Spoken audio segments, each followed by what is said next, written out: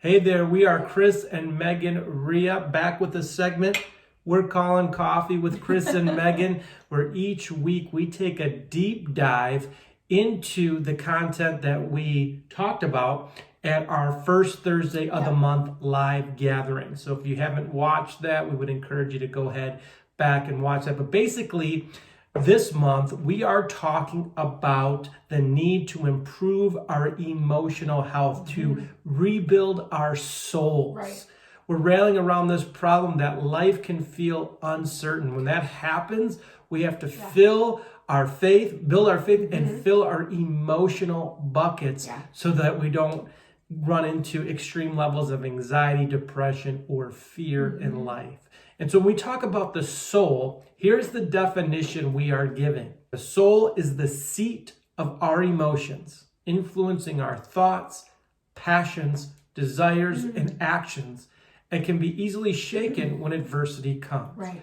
So it's important to understand how to build our soul so that we are not shaken when adversity comes, so that we know how to fill our emotional buckets and have good mental health practices. So we have talked the last month that there's 8 different emotional needs we all have. And if you want to learn about all 8, we have the first 3 parts available. You can go back and watch. But today we're focusing on 2 different buckets.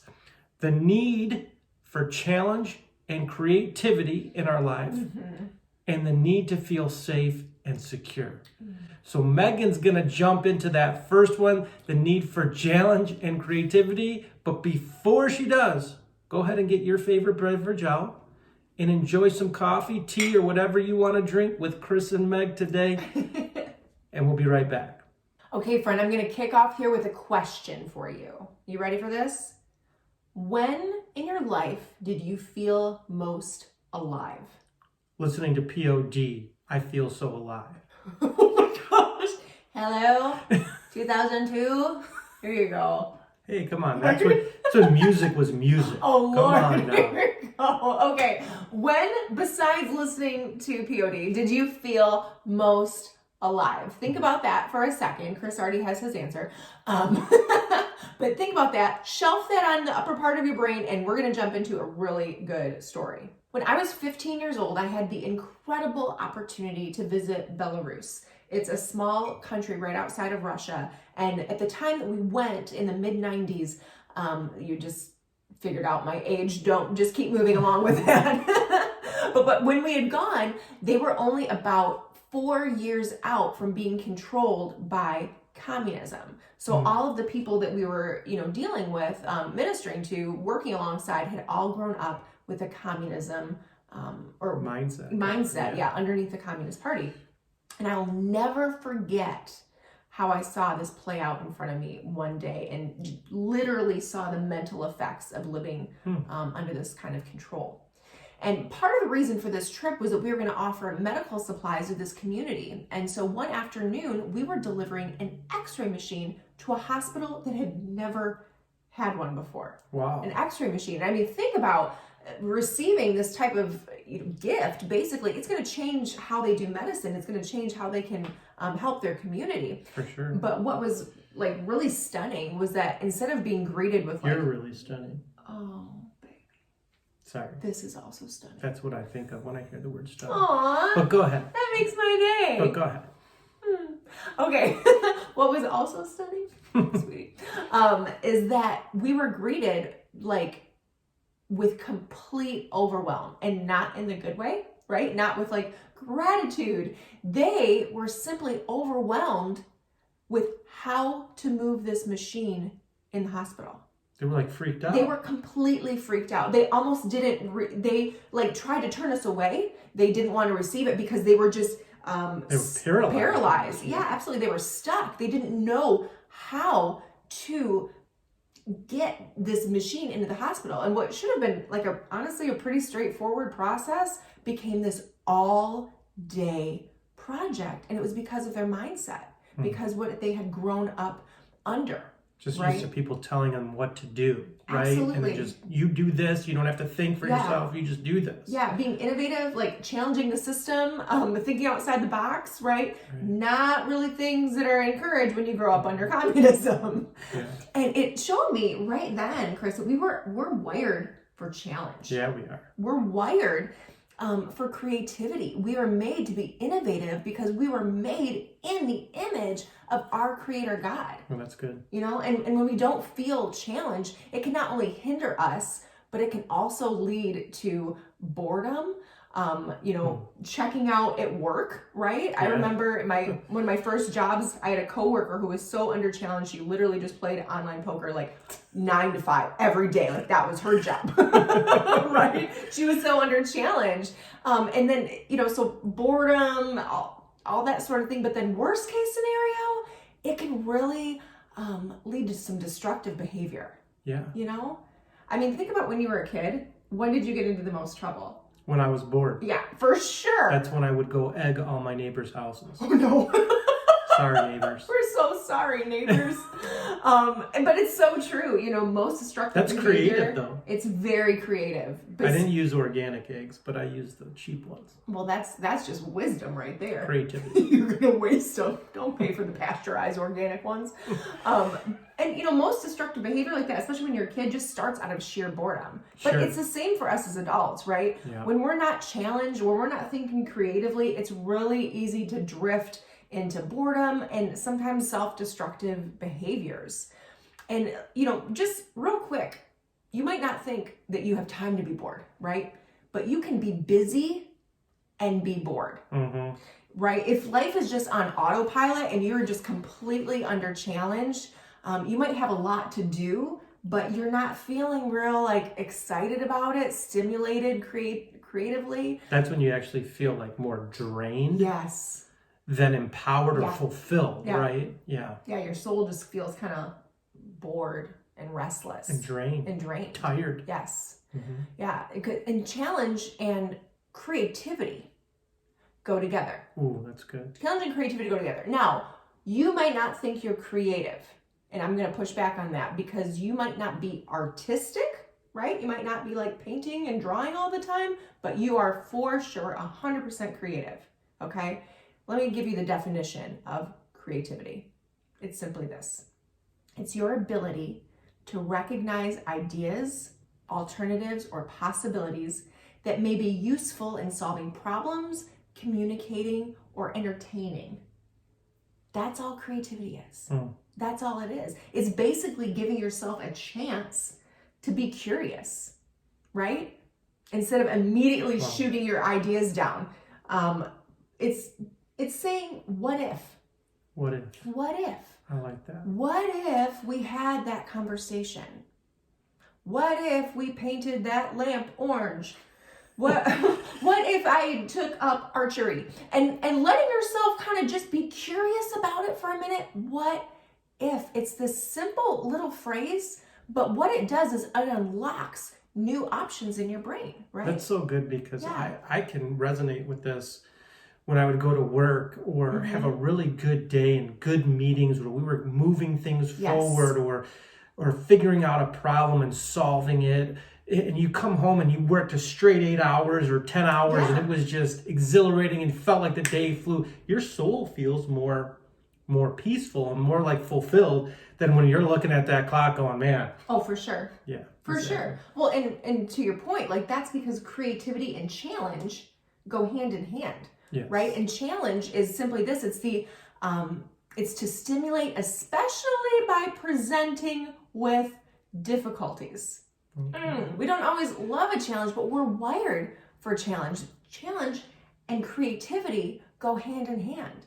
Friend, you might have a challenge in front of you right now. Maybe it's a fun challenge. Maybe it's a goal. Or maybe it's a challenge of another kind, which we get those too. Hear me right now.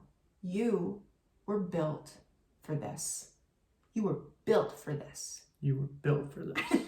Like that. Ephesians 2:10 says this.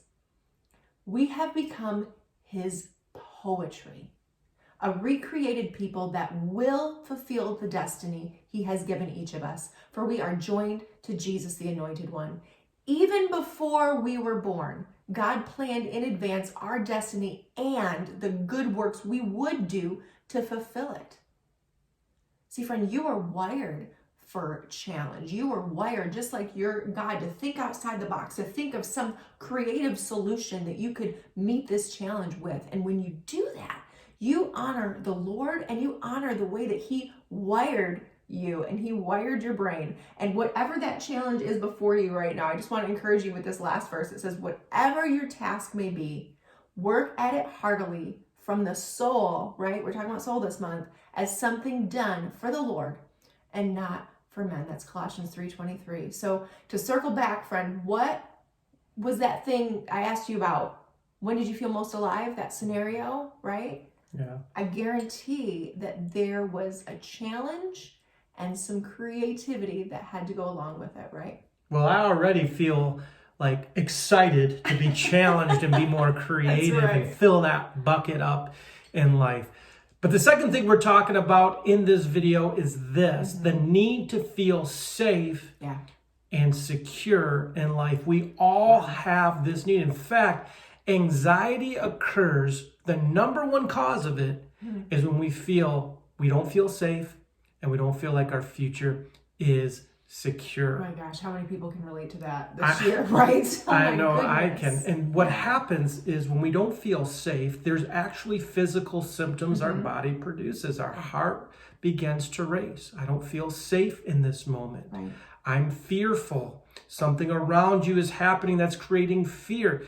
And your mind starts racing. Your adrenaline starts pumping. You go into this fight or flight mode.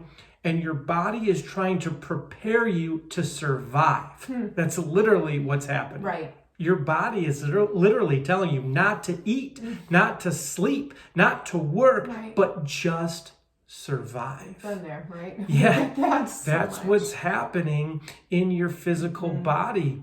When you get a bad medical report, when a loved one gets a bad medical report, when you're in a 24-hour news cycle and you hear the pandemic is on the rise and COVID cases are up and the hospitals are full and people are dying, our bodies go into fight or flight mode, our heart's racing, different things are happening inside of us. When you lose your job or you don't feel like you have enough money to pay a bill, all of a sudden your safety and security are threatened and you have physical symptoms of that. I'll never forget when my dad was first diagnosed with AFib or atrial fibrillation. Something, it's hard to say. We just say AFib for short. Yeah. But this was several years ago. He was diagnosed, and he had an irregular heartbeat. Irregular, they called it. Say that 10 times. And there was something wrong with the electrical part of his heart. And so what they were going to do is they were going to cardiovert his heart back into sinus rhythm. That's when they take those paddles like you see in the movie. It's like clear, and shock his heart back into sinus rhythm. And so they said, okay, this is going to take about 30 minutes. We're going to put him under. We're going to put you outside the room.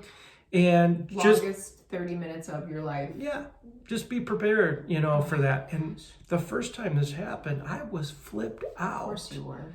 My body was saying I wasn't hungry. I was shaking. I was worried about him. I had fearful. The blood was rushing out of my face. I mean, the symptoms. Right. We've been there, right? Different scenarios, but you can understand that feeling. Yeah, and for 30 minutes, that's what I felt like. And then all of a sudden, his procedure was over and he came out and his heart was back in sinus rhythm. And I realized that this procedure wasn't as big of a deal as I thought it was.